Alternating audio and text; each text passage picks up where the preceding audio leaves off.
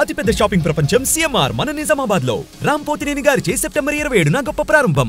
నమస్తే, welcome to Suman TV. యావత్ భారతదేశ వ్యాప్తంగా రచ్చరేపుతున్న న్యూస్ ఏదైనా ఉంది అంటే తిరుపతి వెంకన్న లడ్డు.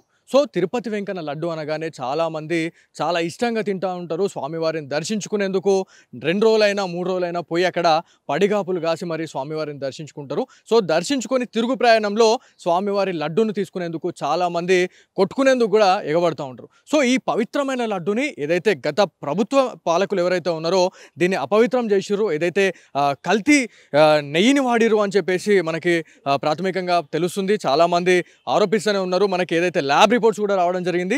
సో ఇందులో భాగంగానే మనం నిజామాబాద్ జిల్లాలో ఉన్నాము. నిజామాబాద్ జిల్లా విశ్వ హిందూ పరిషత్ నాయకులు అయితే ఉన్నారో ఒకసారి వారితో మాట్లాడము. సో మీరు చెప్పండి అండి, ఈ మధ్య కాలంలో చూసుకుంటే మొత్తం ఇదే న్యూస్ అనేది మనకి ట్రెండింగ్గా మారింది. సో ఈ తిరుపతి లడ్డు విషయంలో ఇంత అరాచకంగా, ఇంత దౌర్జన్యంగా అసలు ఎవరు ఏం చేస్తారులే, మమ్మల్ని ఎవరు ప్రశ్నిస్తారులే అనేటట్టు వివరించిన తర్వాత బొక్కబోర్ల పడ్డారు.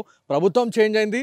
ఇవాళ పూర్తిగా అంటే దేశం మొత్తం కూడా తిరుపతి బాలాజీనే చూస్తున్న సిచ్యువేషన్ అయితే ఉంది. సో ఈ నెయ్యి విషయంలో అసలు ఇది కరెక్టేనంటారా? ఇది ఏంది, అసలు ఏం జరుగుతుంది? అసలు సనాతన ధర్మంలో ఏదైతే గుడికి ఎంత పవిత్రత ఉంటుందో ఆ గుడిలో ఉన్న ప్రసాదానికి కూడా అంతే పవిత్రత ఉంటుంది.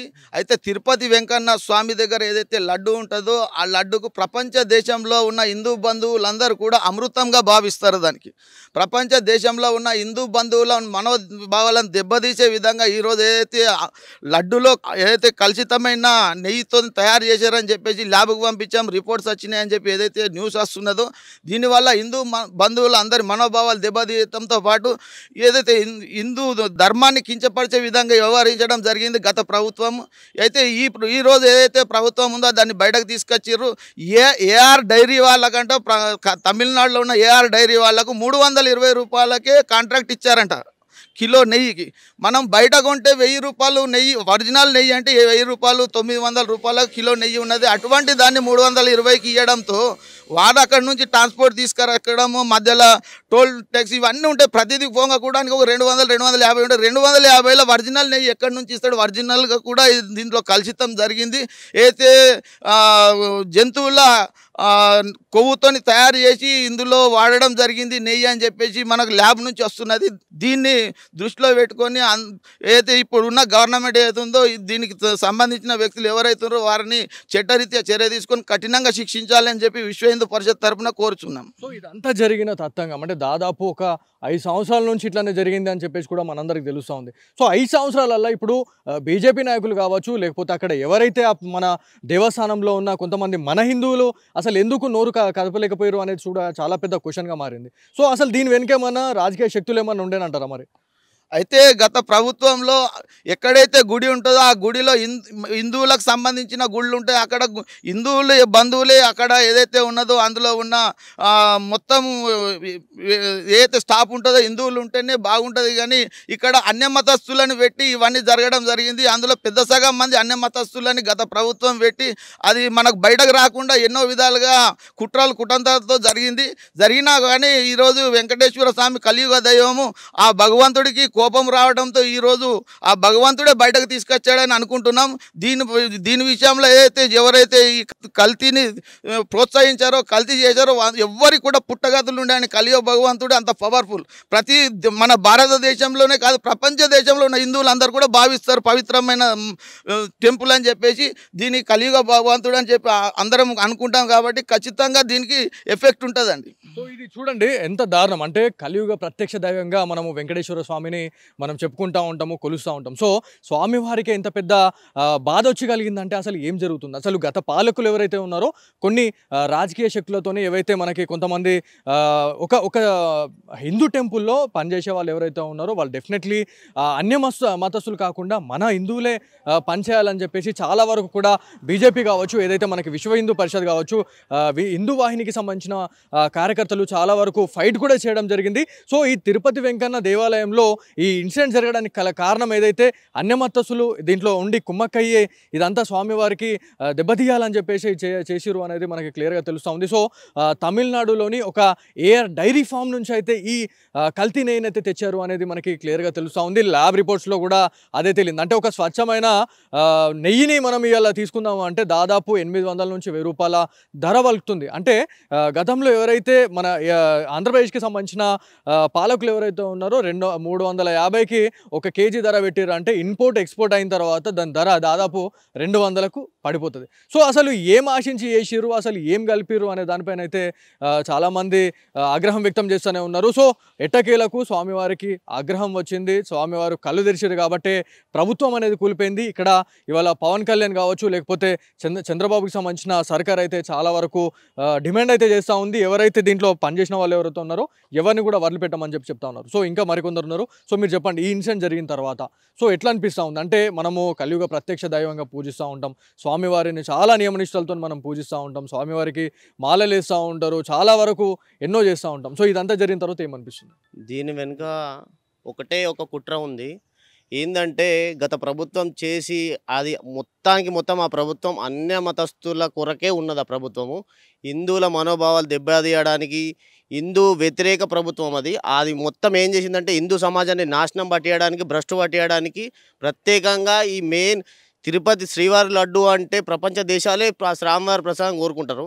అట్లాంటి శ్రీవారి లడ్డుని ఇట్లా కల్తీ చేసి హిందూ సమాజానికి, హిందువులకు చెడ్డ పేరు తీసుకొచ్చి మొత్తం హిందువులను సర్వనాశనం చేద్దామన్న ఉద్దేశంతో వీళ్ళు ఉద్దేశపూర్వకంగా చేసిర్రు. దీంట్లో ముఖ్య కారణం ఏంటంటే అన్య మతస్థుల్ని హిందువుల గుడిలలో పెట్టడమే పెద్ద తప్పు. గత ప్రభుత్వం చేసిన తప్పు ఏంటంటే మొత్తం హిందూ సమాజం మొత్తం దెబ్బతీయాలా, వాళ్ళ ధర్మంను దెబ్బతీయాలన్న ఉద్దేశం వాళ్ళ సంకల్పం పెట్టుకొని స్పెషల్గా వాళ్ళు తీసుకొచ్చి ఈ అన్య మతస్థుల్ని గుళ్ళల్లో పెట్టి ఈ లడ్డు కల్తీ కావడానికి కారణం గత ప్రభుత్వమే. మళ్ళీ ఇప్పుడు కాదు, ఎక్కడైనా సరే హిందూ మొత్తం దేవాలయాల్లో, దేశంలో ఉన్న హిందూ దేవాలయాల్లో ఎక్కడ కూడా అన్య మతస్థులు ఉండడానికి వీలు లేదు. ఇప్పుడు ఎక్కడ చూసినా కూడా, ఏ దేవాలయంలో చూసినా హిందూ దేవాలయాల్లో అన్య మతస్థులు మనకు కనిపిస్తూనే ఉన్నారు. కాకపోతే చాలామంది ప్రజలతో మేము మాట్లాడడం జరిగింది. ఏదైతే వాళ్ళు ఏమంటున్నారంటే చర్చిలు కావచ్చు, లేకపోతే మసీదులలో మన హిందువులు ఎవరైనా కనిపిస్తున్నారా అనేది కూడా చాలా వరకు నిలదీసి అడుగుతున్నారు. సో అంటే మన హిందువులు కాబట్టే మనం ఏదన్నా మనకు ఒక యూనిటీ లేదు కాబట్టి ఇట్లా వేరే వాళ్ళు వచ్చి మన దాంట్లో రాజకీయాలు చేస్తున్నారు, ఇట్లాంటి అగ్గిపెట్టే కథలు అయితే చేస్తున్నారు అని చెప్పి చాలామంది చెప్తున్నారు. దీని గురించి ఏం చెప్తారు? ఇది ఒకటి ఏంటంటే మన హిందువులు కూడా ఎక్కడ మసీద్లో కానీ చర్చిల్లో కానీ ఎక్కడ కూడా మీకు కనబడరు, దేశంలో ఎక్కడ చూసినా.